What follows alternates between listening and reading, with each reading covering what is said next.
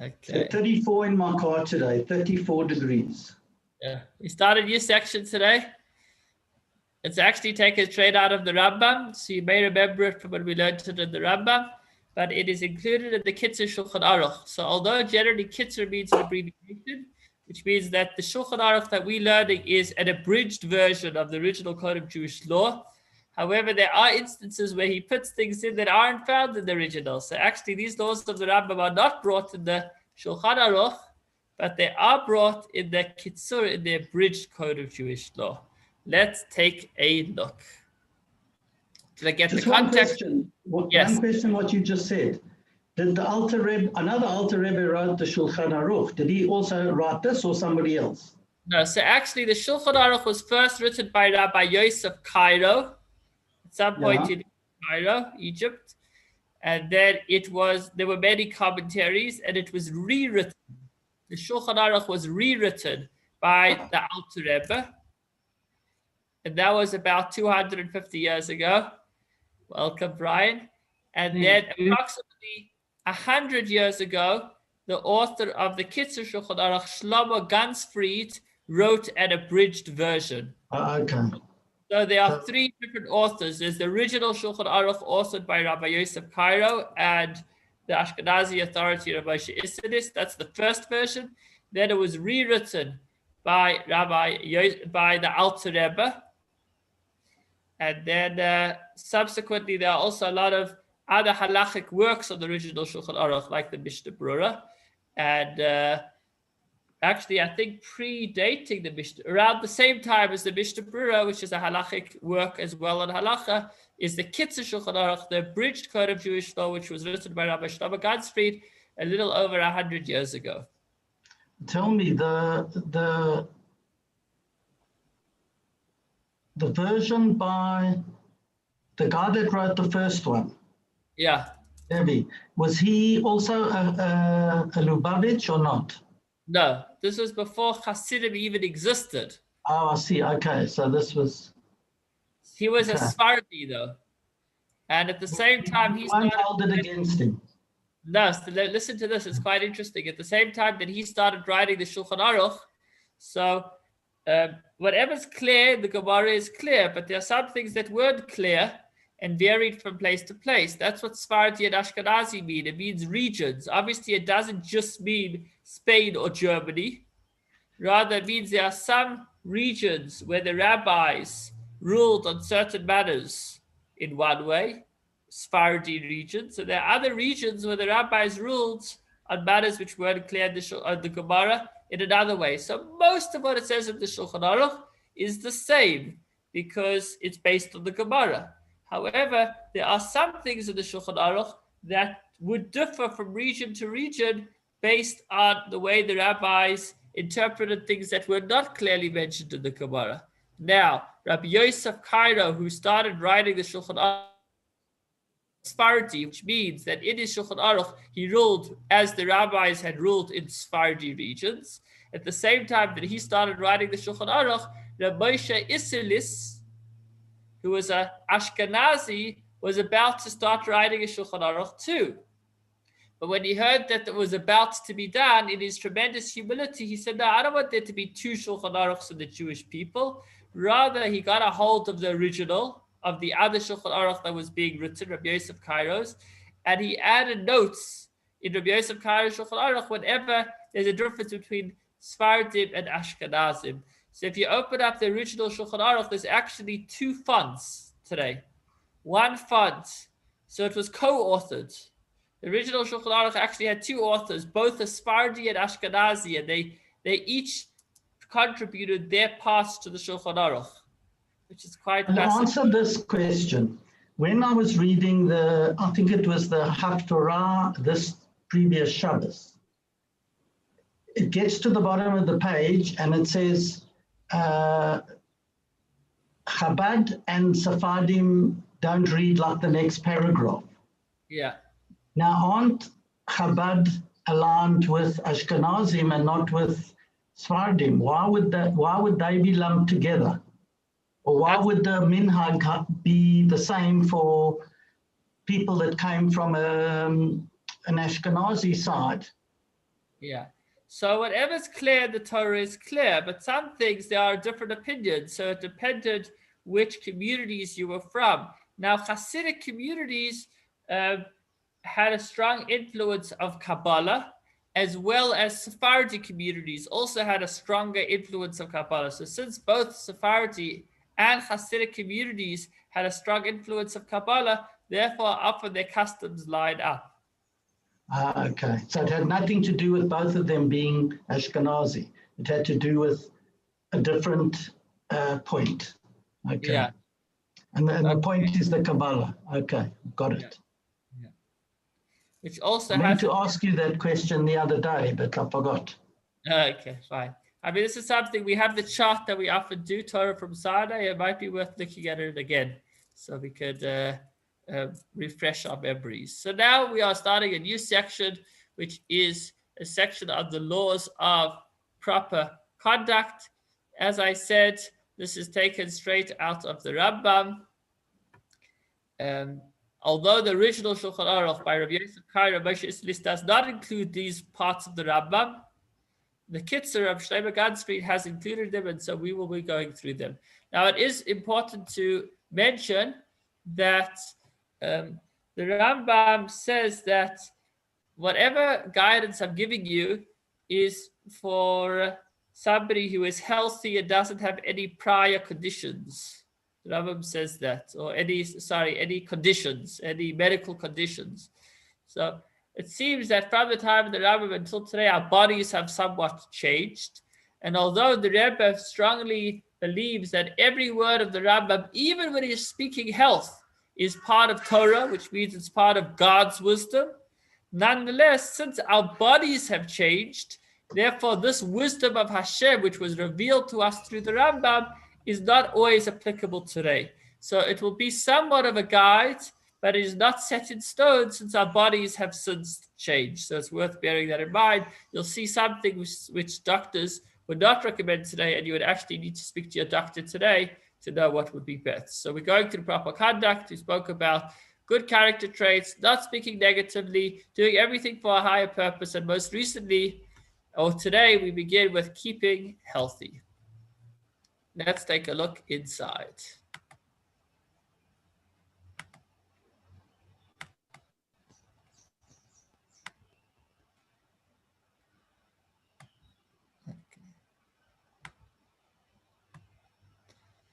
So the Rambam begins with the famous words, Hoyel, v'heyois haguf bari v'shalom midarkei Hashemu. Since having a healthy and complete body is part of serving Hashem, it is part of the ways of Hashem. Why so? Since it's impossible to understand or apprehend any knowledge of the Creator if one is sick, therefore you must keep away from things that damage the body and develop habits that improve the body and heal it. Similarly, the verse says, Ushmartem ba'od l'nafshei seichem, you shall guard yourselves very well. So if you want to be a good Jew serving Hashem, then you need to be healthy. Because if we're not healthy, we're not going to be able to serve Hashem as we should. So here we go. We're going to have a whole lesson in health from the Rambam, which, as I just mentioned, is also part of the wisdom of Hashem. Habayre baruch hu uvaruch shamai, bara esa adam. It is God, the Creator, blessed be He, and blessed be His name, that created the human being and all living creatures and gave them their natural warmth. This is the person's life force, meaning physical life is detected in warmth. If the natural fire is extinguished, life is gone. The maintenance of this warmth depends on the food that one eats, just as with a burning fire. When it is not regularly supplied with wood, it will be entirely extinguished. So too with the human being. If one does not eat, the internal fire will be extinguished and he will die. So what is fuel for our fire? It's food. And how does food fuel our fire? The food is ground between the teeth, mixed with saliva and mashed up.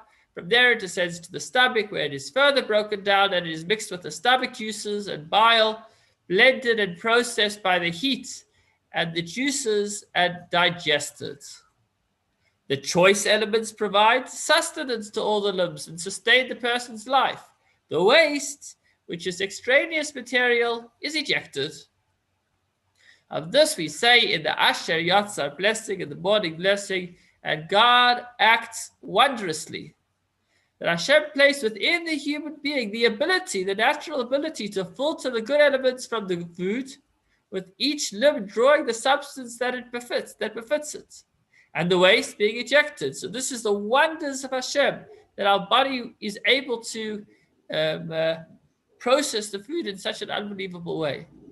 Were the waste to remain in the body, it would putrefy and bring on sickness. May Hashem preserve us. Therefore, most aspects of bodily health and illness depend on the digestion of food. If the food is digested well and with ease, the person is healthy. But if there are digestive problems, then the person becomes weak and can end up in danger, God forbid. So we have life, physical life, and that life is sustained by food, which is miraculously digested. The good coming out where it needs to, or coming into the body where it needs to come in, and the waste being ejected. And when the digestive system acts well, that helps the person keep healthy in general. Okay, so how much should one eat? Somebody I once saw in somebody's house, he had a book like this. And on the cover it said, scientifically proven by I don't know how many hundreds of professors around the world. This is the formula. And really, if you looked at the cover of the book, it really looked like you couldn't get a more well-acclaimed book than this book on staying healthy, on losing weight, I think it was. And then I opened it up, and the 300 pages all had 2 words on it: eat less. So all of the cover's information was correct, but that was that. Well, the Rambam's not going to say very different. Good digestion occurs when the food consumed is not excessive and when it is easily digestible. If you eat a lot and the stomach is full, then digestion becomes difficult. There's an overload. But then the stomach is not able to expand and contract as it should by nature to properly process the food. Just as with a fire, where it is overheaped with wood, it will not burn well. So it is with the food in the stomach. Therefore, if you wish to guard the health of your body, be careful not to eat more than an amount that is average relative to your body's constitution, neither too little nor to full satiation. Most illnesses that come upon people are due only to bad foods or filling one's belly and eating excessively, even of good foods. So even if it's super healthy, if you're eating till your belly is almost going to pop, then it doesn't leave your stomach much space to digest the food. And then it's an overload. Thus said King Solomon in his wisdom, one who watches his mouth and his tongue guards his soul from troubles. So I think tongue generally refers to words and mouth refers to food. Meaning guard your mouth from eating bad food and being fully satiated, and your tongue from speaking except as needed. So likewise, the wise men said, one who eats a small amount of harmful foods is not harmed as much as one who eats excessively of good foods. The Rambam actually says that eating a little bit of junk, I shouldn't say absolute junk, but eating a little bit of not so healthy food is actually better than eating healthy foods till you're absolutely full. As I said, our bodies may have changed since. That's why you got to speak to your local practitioner. Why then is the Jewish custom to go to have supper or Shabbos or a chag at a friend or relative at which you are almost forced to eat to bursting point? And when you sit there and start saying no, what's wrong with the food? Didn't you like this? Why don't you like that? Why is that? they say the Jews drink, the Jews eat, and the Goyim drink. So what's our problem? Because yeah, the Rambam gave us the story, which we do exact opposite. Well, what we do is not always the best thing, but just to give a little bit of context, when it comes to Shabbos and Yom Tov, it's actually a mitzvah to have a grand meal. So maybe then the focus could be more on variety than on quantity. Well, So that's what I was going to say. You don't have to have 3 kneidlach.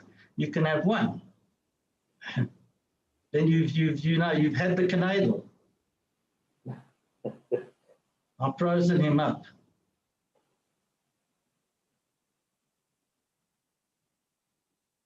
I guess it depends how many courses you have.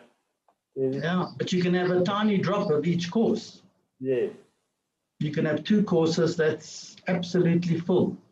Kerry, you're allowed to cheat on Yom Tov and Shabbos. Wow, Ron Hurwitz spoke. The big B. What's happened to the rabbi?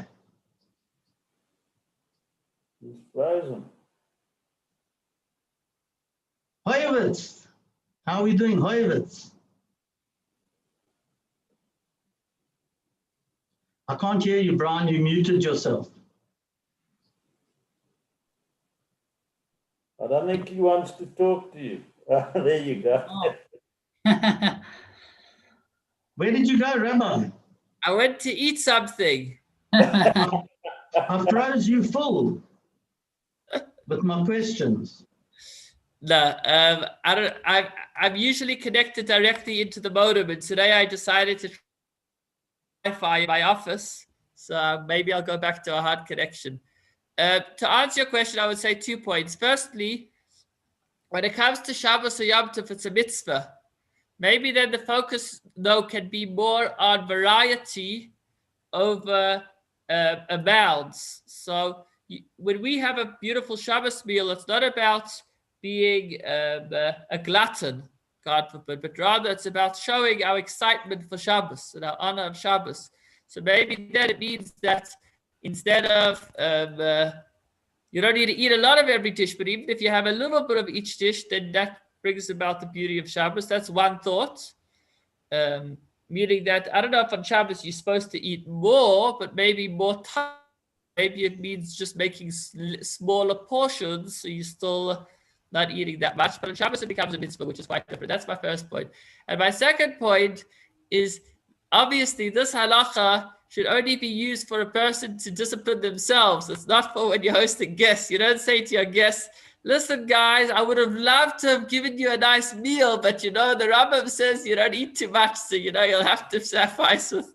So everything has its context. As far as ourselves, so we should certainly exercise discipline. As far as others, obviously you don't want to cause a person to gain weight, and you should be sensitive to that. But we got to offer, and at the same time, understand and be completely accepting of somebody that is looking after their health.